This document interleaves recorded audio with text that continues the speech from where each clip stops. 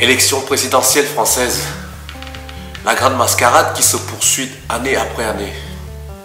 Tous les 5 ans, on a un nouvel épisode. Mais sauf que la finalité est toujours la même chose. C'est toujours la même chose. Bonjour, mon nom est Alain. Aujourd'hui, on va parler un peu de politique. On n'a pas l'habitude d'en parler ici, sur cette chaîne. Mais il y a eu des élections. C'est quand même assez significatif. La première question que je vais me poser aujourd'hui, et je vais vous poser, les Français sont-ils amnésiques? Qu'est-ce que j'entends par là? Ce que j'entends par là, c'est que chaque année, pas chaque année, tous les 5 ans, on leur resserre la même soupe. Deuxième tour, Marine Le Pen et un autre parti. Faisons bloc à l'extrémisme. Faites attention, ce qui va se passer, ça va être grave. Si Marine Le Pen passe, si ceci, si cela. Non mais, à un moment donné, on nous a fait le même coup avec le Covid. La veille, on te dit, on ne fera pas ça. Le lendemain, justement, on vous dit qu'on va faire ce qu'on a dit la veille qu'on ne faisait pas. Et tout le monde acquiesçait. À un moment donné, on a les gouvernants qu'on mérite. Est-ce que les Français n'ont pas de mémoire? Est-ce que les Français ne se rendent pas compte qu'à chaque fois, c'est toujours le même scénario? On leur fait toujours le même film, ça tourne toujours en boucle. À quel moment vous allez dire stop, stop, ça suffit de nous prendre pour des idiots. Vous voyez, c'est toujours la même chose, je ne comprends pas.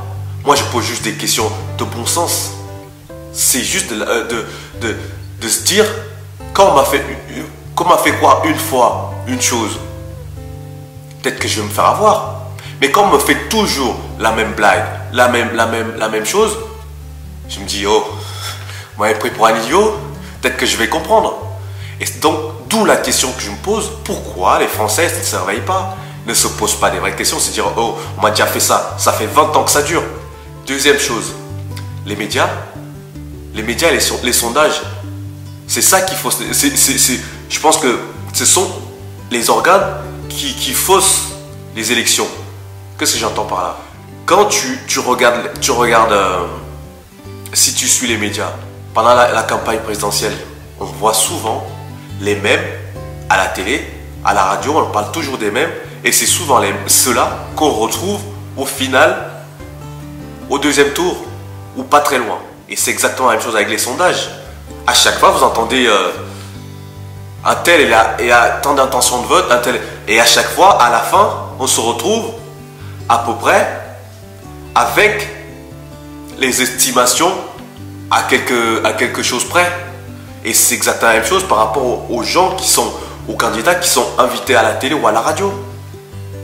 Donc la question que je me pose, c'est dans quelle mesure on se dit que c'est peut-être influencé par le fait de passer à la télé ou à la radio dans les émissions, le résultat final ou les sondages. Quand tu dis que un tel il va être voté, il est crédité d'intention de vote de temps, peut-être que dans la tête des électeurs, ils se disent ah oui mais celui-là c'est plutôt celui-là qui va passer, donc je vais aller voter pour lui.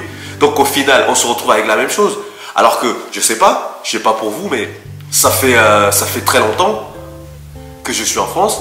Autour de moi, j'ai jamais vu une personne se faire sonder en période des élections en se disant tu comptes voter qui?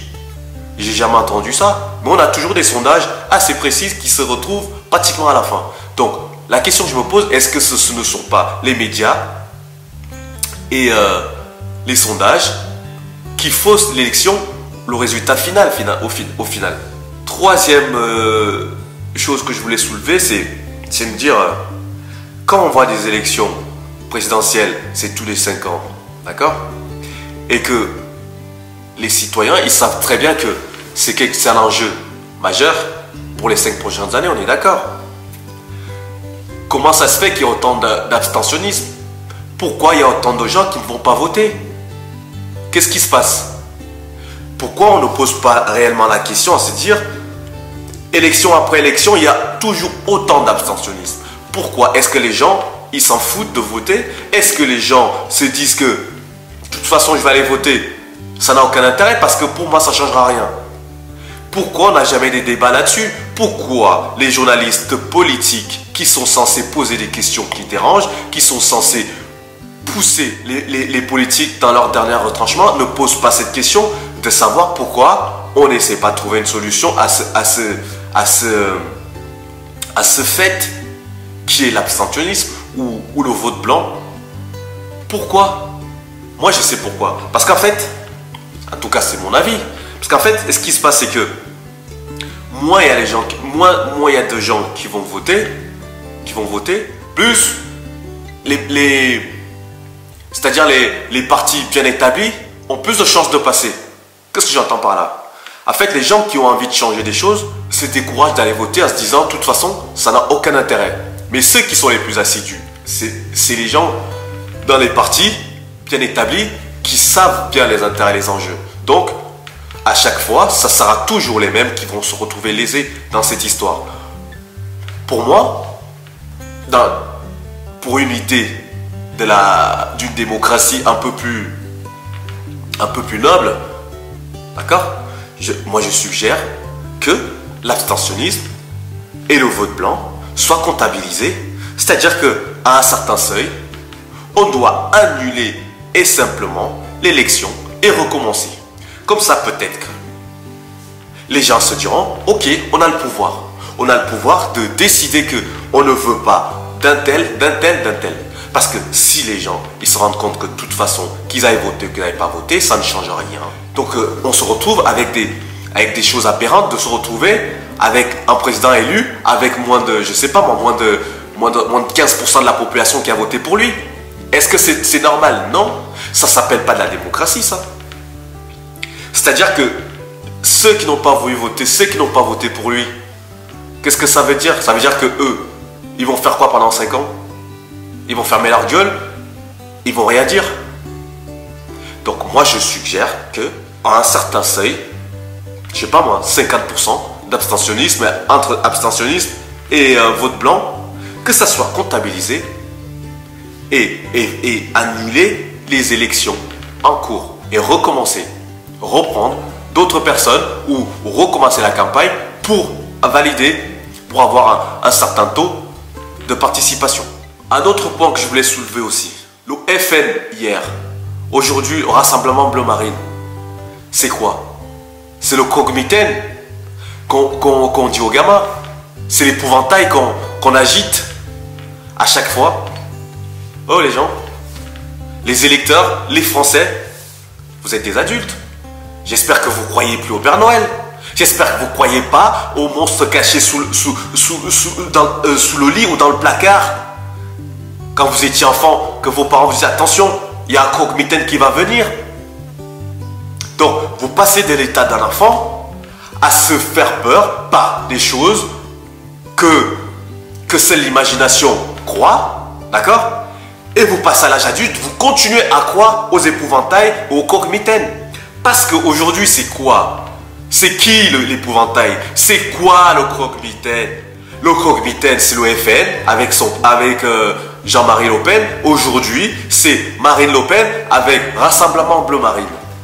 Ça ne veut pas dire que pour moi, c'est le meilleur ou c'est le meilleur ou pas. Ça, la question n'est pas là. La question, c'est la façon dont on vous présente des choses, le procédé. C'est-à-dire que c'est systématiquement la même chose depuis que Jean-Marie Le Pen est passé au premier tour. On vous resserre toujours la même salade en vous giclant. Attention, il va passer, ça va tomber. Si ça tombe, vous allez voir ce que vous allez voir. Oh, à un moment donné, je sais pas, on est tous des adultes, on est des grands, on essaie de réfléchir, on a un cerveau. On n'attend pas que BFM ou les autres médias nous disent quoi réfléchir, quoi penser. À un moment donné, on va se dire, attendez, peut-être qu'il y a un croque-mitaine dans le placard. Et si j'allais ouvrir le placard pour voir? Et si je regardais sous le lit pour voir s'il est vraiment caché là, ce monstre dont mes parents me parlent tout le temps? Donc maintenant, aujourd'hui, c'est les médias qui sont maintenant vos parents qui vous agitent le grand méchant loup. À un moment donné, réfléchissez par vous-même. Réfléchissez par vous-même. Ok, on nous vend le grand méchant. On nous vend les armes de destruction massive en Irak. on nous vend ci, on nous vend ça. Toujours en gobe. Et à un moment donné, on peut se dire, attendez, on va peut-être faire l'expérience nous-mêmes. On va peut-être voir le croque-mitaine sous son vrai jour. Pourquoi les gens se mobilisent pas en disant, ok, vous avez dit que c'est la fin du monde. De toute façon, là où on est aujourd'hui, c'est pas la fin du monde. Le prix de l'essence, c'est combien? Tous les prix qui augmentent. Les gilets jaunes, on n'entend plus. Pourquoi on se dit pas, les gens se disent pas, aujourd'hui, ok, on va aller voir le croque-mitaine. Comme ça, au moins, on meurt une bonne fois pour toutes. Voilà. On arrête de souffrir, on arrête de mourir à petit feu. Comme ça, au moins, tout de suite, il va nous dévorer. Et ça sera fait. Ça sera plus rapide. Pourquoi il n'y a pas cette réflexion dans la tête des adultes, des gens conscients, des gens qui ont fait des études, des gens qui prennent des responsabilités tous les jours dans leur travail? Pourquoi il n'y a pas cette réflexion? Moi, je me pose la question. C'est quoi le problème? Donc voilà, ça c'est des choses que tout le monde, tout un chacun, doit penser, doit se poser comme question. Enfin, ce que je vais conclure par ma propre réflexion. Donc, ce que moi je pense réellement, c'est que, en fait, les Occidentaux, ce qu'ils font, c'est ils veulent amener la démocratie, leur vision des choses, dans d'autres continents, dans d'autres pays qui ne sont pas les leurs, mais par contre, dans leur propre pays, ils sont incapables c'est-à-dire d'appliquer cette démocratie de façon claire et nette. Pourquoi j'ai dit ça? Par rapport à ce que j'ai dit avant, c'est-à-dire l'abstentionnisme. C'est-à-dire que les gens qui ne vont plus voter, ce n'est pas de la démocratie. Si vous êtes 10 à voter et qu'il n'y en a que 3 qui votent, est-ce qu'on ne se pose pas la question pourquoi les 7 autres y votent? Est-ce qu'on va dire c'est pas grave, moi j'ai été élu par 2 personnes? Ce n'est pas possible. Vous voyez que vous voulez importer des choses que vous-même, vous n'appliquez pas, que vous-même, vous ne croyez pas. Donc, avant d'aller l'amener ailleurs, assurez-vous que chez vous, ça marche comme il faut. Parce que ce n'est pas le cas. On a vu plein de fois aux États-Unis, d'accord? Des élections soi-disant truquées, des élections qu'on dit que les machines à vote ne fonctionnent pas. À chaque année, on a toujours ce genre de truc. Donc, avant d'aller importer quelque chose qui vous paraît, à vos yeux, le bien pour l'humanité, peut-être essayez déjà de vous assurer que chez vous, là où vous l'avez créé, ça fonctionne correctement et qu'il n'y a pas de faille. Et que tout se passe comme prévu. Ok? Donc, moi, je ne veux pas donner des leçons aux autres alors que chez moi, c'est le bordel. Et c'est le cas. C'est le cas à chaque élection en Occident, que ce soit en France, ce que je connais, aux États-Unis, parce qu'ils nous bassinent toujours avec les élections américaines alors qu'on n'en a rien à foutre. Donc, à un moment donné, faites l'autocritique. C'est-à-dire, regardez-vous, posez-vous des bonnes questions avant d'aller vous imposer chez les gens en disant on vous apporte ce qu'on a de mieux, c'est-à-dire la démocratie. On le sait très bien que ce n'est pas la démocratie que vous apportez, mais bon, c'est sous couvert. Donc, c'est la période. J'attends un petit peu les journalistes, les médias, ne pas resservir la soupe qu'il y a 5 ans. On va faire barrage au Front National, on va faire barrage aux monstres, on va faire barrage au croque-mitaine, vous allez voir ce que vous allez voir si Le Pen passe, si ceci, si cela. Oh les gars, c'est bon, on a compris. On a compris. Maintenant, on n'y croit plus. Moi, j'espère qu'il y aura beaucoup de gens, comme moi, comme n'importe qui diront, ok, on nous promet la mort. Au lieu de mourir à feu doux avec Macron, avec Hollande, avec Sarkozy, avec tout ce qu'on veut, on va peut-être mourir tout de suite. On va aller essayer de prendre le risque de voir ce qui se passe derrière le tableau. S'il doit mourir, on meurt tout de suite, comme ça c'est fait. On n'en parlera plus. C'est bon? Ok? Donc voilà. Voilà tout ce que je voulais dire aujourd'hui.